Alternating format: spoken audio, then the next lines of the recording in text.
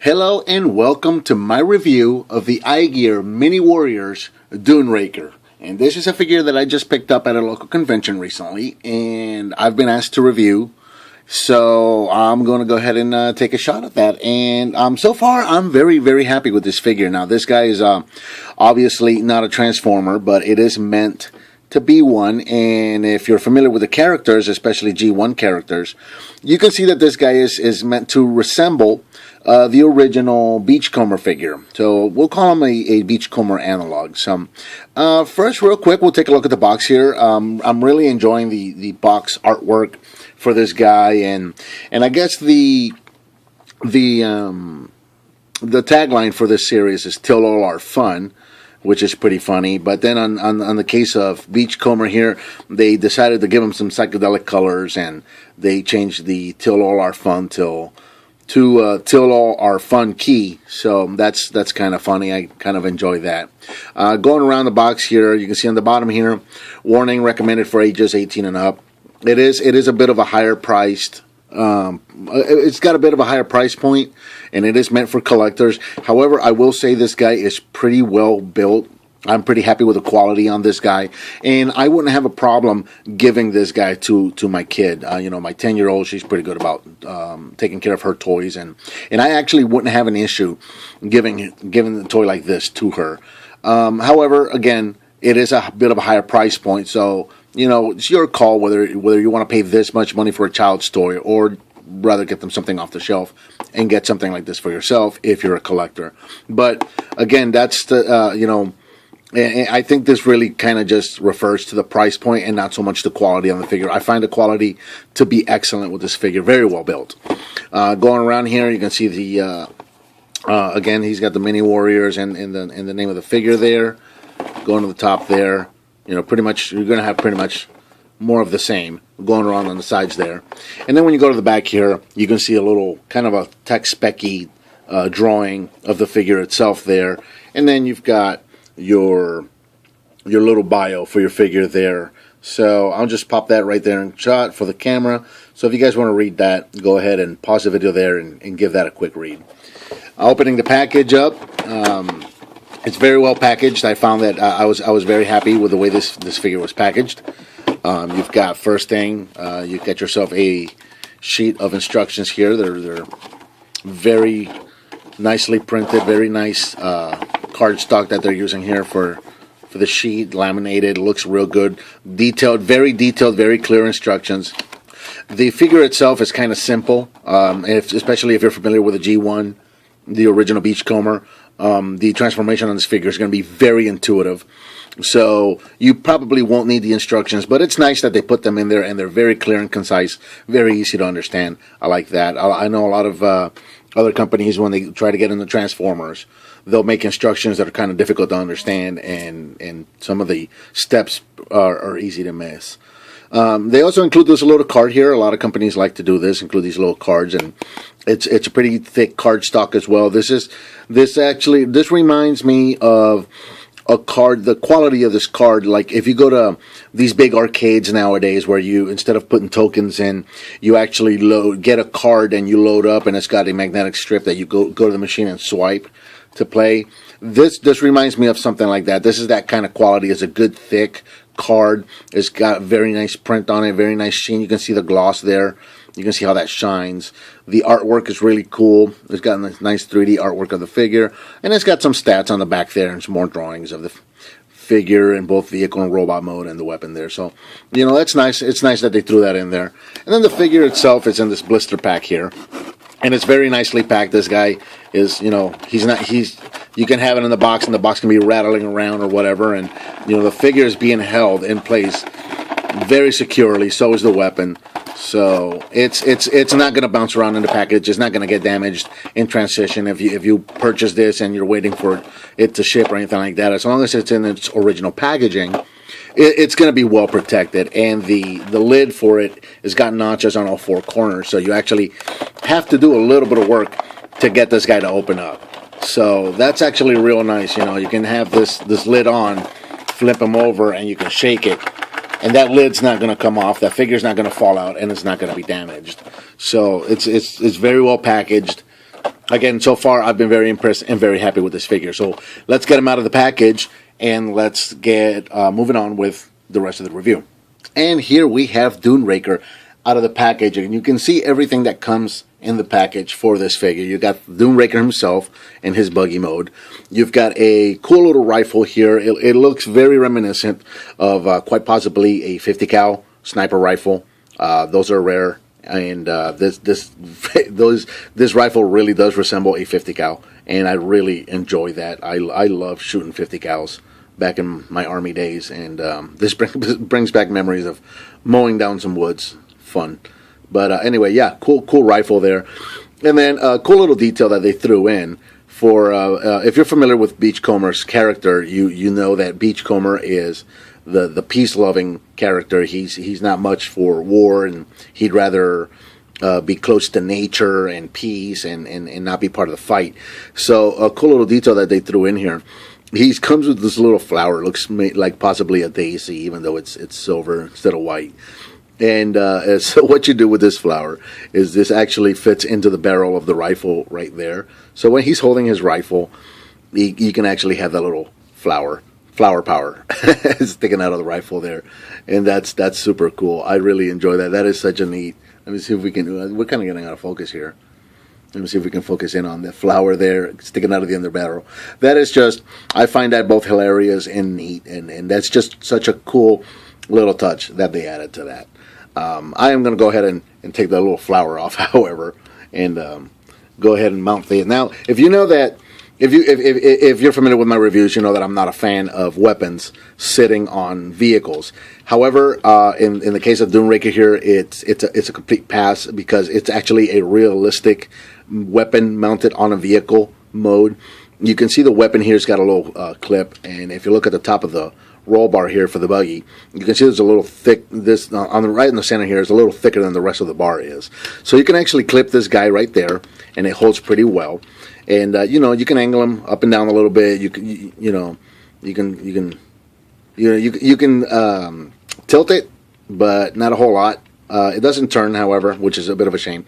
But you can point it up and down, and this is actually a somewhat of a realistic weapons mounted mode, because we've seen buggies with rifles mounted to the top of them, either in military movies or actually in the military. We've seen it in cartoons. G.I. Joe, they used to have buggies with weapons on the top there. So this is actually something that I give this a pass. I have absolutely no problem with that rifle sitting there on the top of the buggy. I absolutely love it. And the rest of the buggy, as you can see, is pretty cool. Here in buggy mode, Duneraker is approximately 4 inches long and about 1.5 inches tall, without the weapon, just at the roll bar here. He's got the little weapon mount there, and he rolls very, very well. Again, this guy is very, very well built. He's very solid, very sturdy. You can see he's got a lot of detail on him. He could probably benefit from some stickers, and I'll probably do that. I'll probably get him some logos and maybe paint some details, and I might paint these vents in some, and maybe try and do detail for I'm thinking maybe like a silver windshield here or something like that. I don't know. He could benefit from some stickers, but as far as the detail goes, he's molded very well. I like the roll bar, or the bumper brush guard on the front there with the headlights. Nice wheels, they roll real good. I like the engine in the back. They're very reminiscent of an actual dune buggy. They're typically built from Volkswagen frames with the Volkswagen engine in the back, so I like that they actually took the time to put that detail with the weapon in the back there. I mean, with the engine in the back. So it's a very, very neat dune buggy, very realistic. I really love this dune buggy. I'm really in love with this figure. For size comparison, real quick, I think this guy fits in real well with the Masterpiece line, with the current Masterpiece line. If you're familiar with what they're doing right now at the time of this review, the Masterpiece line has downsized a little bit. They used to be a lot bigger figures, and now they're making them a little smaller, but they're working to make them in scale with each other. So I'll bring in here Sideswipe, Masterpiece Sideswipe there, and we'll also bring in Brow here, and let's see if I can get him in the middle there, get a good shot with him in the middle.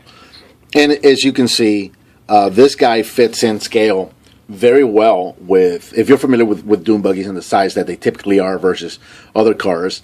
I think that fits in very well with the Masterpiece line. It looks, I think, and it looks great with these guys. It also works very good for the current Classics line. He works as a deluxe size figure, so either wave that you want to put, or either collection that you want to put him with. If you want to put him with your Classics collection as a deluxe, he works very well. If you want to put him with your Masterpiece collection as a mini warrior, as he was in the original cartoon, he fits that scale as well. So we'll go ahead and take pop the weapon off and get to the transformation here. Transformation, again, very simple and intuitive, but also very well done. First thing, I'm going to start off with the bumper here, the brush guard on the front, and this guy, there's obviously two halves there, so go ahead and rotate these all the way up. These are kind of going to become the knees. And then, oh, you know what? Before we move into the transformation, I'm glad I got it at step one. Just for comparison's sake, I want to go ahead and show him off with the original Beachcomber right here. This is the original Beachcomber, and then the Classics Legends Beachcomber that came out a few years ago. Just so you can kind of see, not so much a size comparison, but you can kind of see the design, where the design process came from, and what they were going for, and I think it's really cool. One thing I'm going to say, I do like the color that they painted him, but I think I would prefer if he would have been a darker blue, like these two guys are. I think this guy might have looked a little better in a darker blue. Again, not a big deal. Minor gripe. I think this is a great color. I like the color that it's in, and but I think if they would have made it a little darker, like these guys, it possibly would have looked better. So there's that. So getting back to the transformation where we were, go ahead and rotate the brush guard all the way up. And if you're familiar with G1, a lot of this is going to be familiar to you. So the whole front of the vehicle here, that's going to become the legs. So go ahead and pop that up and rotate it all the way forward, just like that. Very cool little detail that they added here inside the legs here. You're going to see that this is hollow here. There's these two little panels that just spin around, just like so. So go ahead and rotate these guys down, and that's going to help fill in the legs. If you can see right there, that helps to fill in the legs, and it's also going to help the figure stand and give him some stability when he's standing. So that's great. So we're going to go all the way to the back here. We're going to grab the figure, the back wheels here. Go ahead and pull these out, all the way out, and they are going to click in place.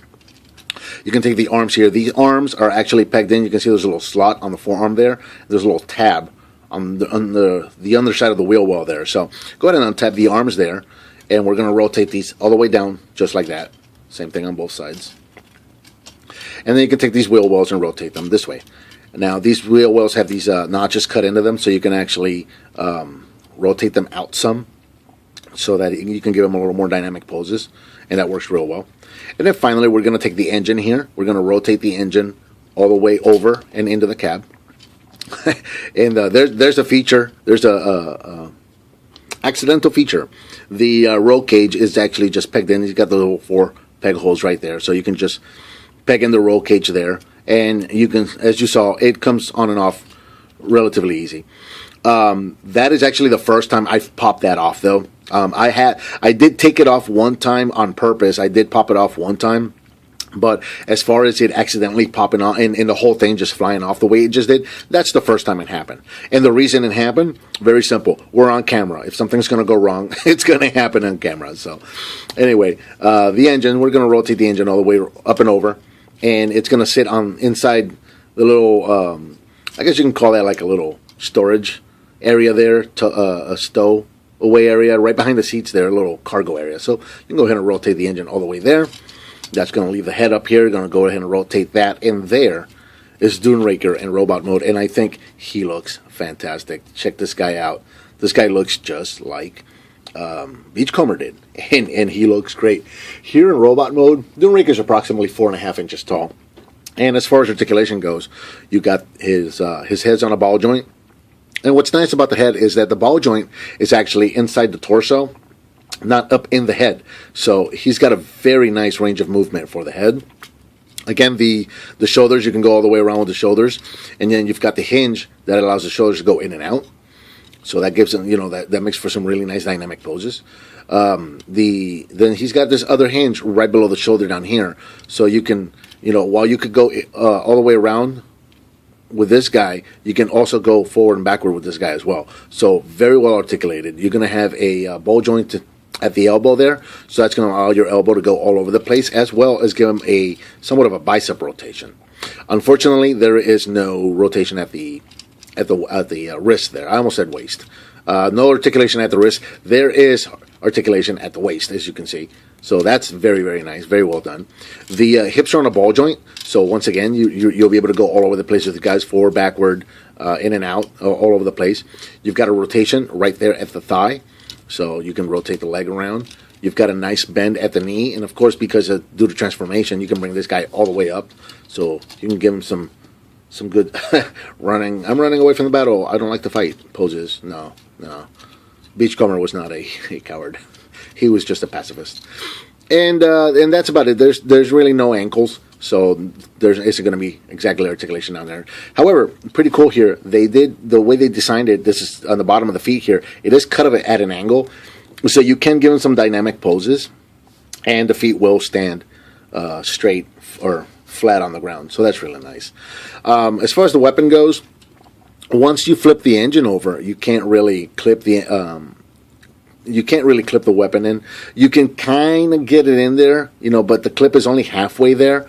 You see the handle of the weapon. If the handle was just a little shorter, you'd be able to clip it on there no problem and store it there.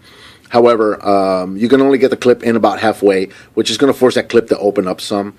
And over a long period of time, I wouldn't recommend doing that because it's just going to stress the plastic, and then it's going to stay that way. And then it's not going to clip on there properly. So I wouldn't recommend doing that. You can, however, clip it on the bottom piece here. If you're very careful, it'll stay okay. But more often than not, and as it's happening now, because we're on camera, and if it's going to go wrong, it will. It's not staying. I got it to stay for about, there we go. So you can clip it on like that in Robot Boat if you want. But the unfortunate result of that is going to be you're going to have the barrel showing behind him. So if you don't want to display him with his weapon, I'd recommend just setting it aside, putting it away in the package or whatever. As far as, but if you do want to display him with his weapon, he can hold his weapon very, very well. Fits into either hand rather well, and he does pose very nicely. I like to do this kind of holding the handle, two-handed hold here. Once again, that's a first. First time I've popped his arm off trying to pose him. And, that's just Murphy's Law. We're on camera. I kind of like to pose him. I like to kind of get his hand over the top handle there while he's holding it like that, and just kind of give him a ready stance. And I really think that looks really good like that. I think that looks great. And I really enjoy that. And now for size comparison. Actually, real quick, let's give him his, just for fun, let's give him his little daisy there on his rifle. And for comparison, again, not so much for size comparison, but just for comparison, just the same. Here he is with, again, G1 Beachcomber and the Classics Legends Beachcomber.